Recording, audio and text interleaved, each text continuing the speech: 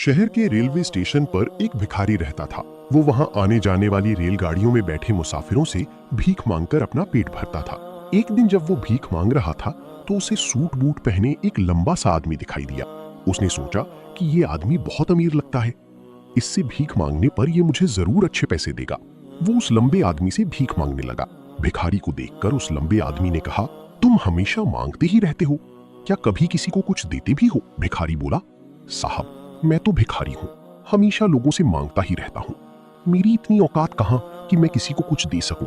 लंबा आदमी बोला, जब तुम किसी को कुछ दे नहीं सकते तो तुम्हें मांगने का भी कोई हक नहीं है। मैं एक व्यापारी हूँ और लेन देन में ही विश्वास करता हूँ। अगर तुम्हारे पास मुझे कुछ देने को हो तभी मैं तुम्हें बदले में कुछ दे सकता हूँ। इतना कहने के बाद वो लंबा आदमी ट्रेन में बैठकर चला गया। उधर भिखारी उसकी कही हुई बात के बारे में सोचने लगा। उस लंबे आदमी की बात उसके दिल में उतर गई। वो सोचने लगा कि शायद मुझे भीख में ज्यादा पैसे इसलिए नहीं मिलते क्योंकि मैं उसके बदले में किसी को कुछ दे नहीं पाता हूँ। लेकिन मैं तो भिखारी हूँ, किसी को कुछ देने लायक भी नहीं हूँ। लेकिन कब तक मैं लोगों से बिना कुछ दिए सिर्फ मांगता ही रहूंगा? बहुत सोचने के बाद उस भिखारी ने फैसला किया कि जो भी व्यक्ति उसे भीख देगा उसके बदले में वो भी उस व्यक्ति को कुछ जरूर देगा। लेकिन अब उसके दिमाग में ये सवाल चल रहा था कि वो खुद भिखारी है तो भीख के बदले में वो दूसरों को क्या दे सकता है। इस बात को सोचते हुए 2 दिन बीत गए, लेकिन उसे अपने सवाल का कोई जवाब नहीं मिला। तीसरे दिन जब वो स्टेशन के पास बैठा हुआ था तभी उसकी नजर कुछ फूलों पर पड़ी जो स्टेशन के आसपास के पौधों पर खिले हुए थे। उसने सोचा, क्यों ना मैं लोगों को भीख के बदले कुछ फूल दे दिया करूं। उसे अपना ये विचार अच्छा लगा और उसने वहां से कुछ फूल तोड़ लिए। अब वो ट्रेन में भीख मांगने पहुंचा। अब जब भी कोई उसे भीख देता तो उसके बदले में वो भीख देने वाले को कुछ फूल दे देता। इन फूलों को लोग खुशी खुशी अपने पास रख लेते थे। अब भिखारी रोज फूल तोड़ता और भीख के बदले इन्हीं लोगों में बांट देता था। कुछ ही दिनों में उसने महसूस किया कि अब उसे बहुत ज्यादा लोग भीख देने लगे हैं। वो स्टेशन के पास की सारी फूल तोड़ लाता था। जब तक उसके पास फूल रहते थे तब तक उसे बहुत से लोग भीख देते थे, लेकिन जब फूल बांटते बांटते खत्म हो जाती तो उसे भीख भी नहीं मिलती थी। अब रोज ऐसा ही चलता रहा। एक दिन जब वो भीख मांग रहा था तो उसने देखा कि वही लंबा आदमी ट्रेन में बैठा है जिसकी वजह से उसे भीख के बदले फूल देने की प्रेरणा मिली थी। वो तुरंत उस व्यक्ति के पास पहुंचा और भीख मांगते हुए बोला, आज मेरे पास आपको देने के लिए कुछ फूल है, आप मुझे भीख दीजिए तो बदले में मैं आपको कुछ फूल दूंगा। उस लंबे आदमी ने उसे भीख के रूप में कुछ पैसे दे दिए और भिखारी ने उसे कुछ फूल दे दिए। उस लंबे आदमी को ये बात बहुत पसंद आई। वो बोला, वाह क्या बात है, आज तुम भी मेरी तरह एक व्यापारी बन गए हो। इतना कहकर वो फूल लेकर अपने स्टेशन पर उतर गया। लेकिन उस लंबे आदमी की कही हुई बात एक बार फिर उस भिखारी के दिल में उतर गई। वो बार बार उस बात के बारे में सोचने लगा और बहुत खुश होने लगा। उसकी आंखें अब चमकने लगी। उसे लगने लगा कि अब उसके हाथ सफलता की वो चाबी लग गई है जिसके जरिए वो अपनी जिंदगी बदल सकता है। वो तुरंत ट्रेन से नीचे उतरा और उत्साहित होकर बहुत तेज आवाज में आसमान की तरफ देखकर बोला, मैं भिखारी नहीं हूं, मैं तो एक व्यापारी हूं, मैं भी अमीर बन सकता हूं। लोगों ने उसे देखा तो सोचा कि शायद ये भिखारी पागल हो गया है और अगले दिन से वो भिखारी उस स्टेशन पर फिर कभी नजर नहीं आया।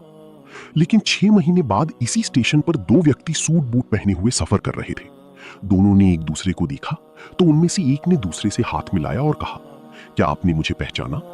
दूसरा व्यक्ति बोला, नहीं, मेरे हिसाब से हम लोग पहली बार मिल रहे हैं। पहला व्यक्ति बोला, नहीं, आप याद कीजिए, हम पहली बार नहीं बल्कि तीसरी बार मिल रहे हैं। दूसरा व्यक्ति बोला, मुझे याद नहीं, वैसे हम पहले 2 बार कब मिले थे?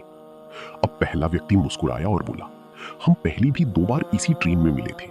मैं वही भिखारी हूं जिसे आपने पहली मुलाकात में बताया था कि मुझे जिंदगी में क्या करना चाहिए और दूसरी मुलाकात में बताया था कि मैं वास्तव में कौन हूं। दूसरा व्यक्ति मुस्कुराया और हैरान होते हुए बोला, ओ याद आया, तुम वही भिखारी हो जिसे मैंने एक बार भीख देने से मना कर दिया था और दूसरी बार मैंने तुमसे कुछ फूल खरीदे थे। लेकिन आज तुम ये सूट बूट में कहां जा रही हो और आजकल क्या कर रही हो? अब पहला व्यक्ति बोला, हाँ, मैं वही भिखारी हूं, लेकिन आज मैं फूलों का एक बहुत बड़ा व्यापारी हूं और इसी व्यापार के काम से दूसरे शहर जा रहा हूं। कुछ देर रुकने के बाद वो फिर बोला, आपने मुझे पहली मुलाकात में प्रकृति का वो नियम बताया था जिसके अनुसार हमें तभी कुछ मिलता है जब हम कुछ देते हैं। लेन देन का ये नियम वास्तव में काम करता है। मैंने इसे बहुत अच्छी तरह महसूस किया है, लेकिन मैं खुद को हमेशा भिखारी ही समझता रहा। इससे ऊपर उठकर मैंने कभी सोचा ही नहीं। और जब आपसे मेरी दूसरी मुलाकात हुई तब आप मुझे बताया गया कि मैं एक व्यापारी बन चुका हूं। अब मैं समझ चुका था कि मैं वास्तव में कोई भिखारी नहीं बल्कि एक व्यापारी हूं। मैंने समझ लिया था कि लोग मुझे इतने पैसे क्यों दे रहे थे, क्योंकि वे मुझे भीख नहीं दे रहे थे बल्कि उन फूलों की कीमत चुका रहे थे।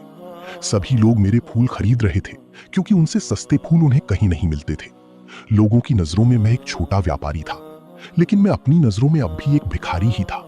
आपके समझाने पर मुझे एहसास हुआ कि मैं एक छोटा व्यापारी हूं। मैंने ट्रेन में फूल बांटकर जो पैसे जमा किए थे उनसे बहुत सारे फूल खरीदे और फूलों का व्यापारी बन गया। यहाँ के लोगों को फूल बहुत पसंद है और उनकी इसी पसंद ने मुझे आज फूलों का एक बहुत बड़ा व्यापारी बना दिया। दोनों व्यापारी अब खुश थे और स्टेशन आने पर साथ उतरे और अपनी अपनी व्यापार की बातें करते हुए आगे बढ़ गए। दोस्तों, इस कहानी से हमें बहुत कुछ सीखने को मिलता है। कहानी में लंबा व्यापारी इस जीवन के नियम को बहुत अच्छी तरह जानता था। दुनिया के सभी बड़े व्यापारी इसी जीवन के नियम का इस्तेमाल करके सफल हुए हैं। उसी ने ये सूत्र उस भिखारी को भी बताया। भिखारी ने इस प्राकृतिक नियम को अपना लिया और उसका असर उसकी जिंदगी में साफ दिखाई देने लगा। उसने अपनी सोच बदली और उसकी जिंदगी बदल गई। ये कहानी हमें बताती है कि अगर हम अपनी सोच बदल लें तो कुछ भी हासिल किया जा सकता है। अगर हम खुद को छोटा समझते रहेंगे तो हम हमेशा छोटे ही बने रहेंगे। बड़ा बनने के लिए हमें अपनी सोच बदलनी होगी और अपने बारे में बड़ा सोचना होगा।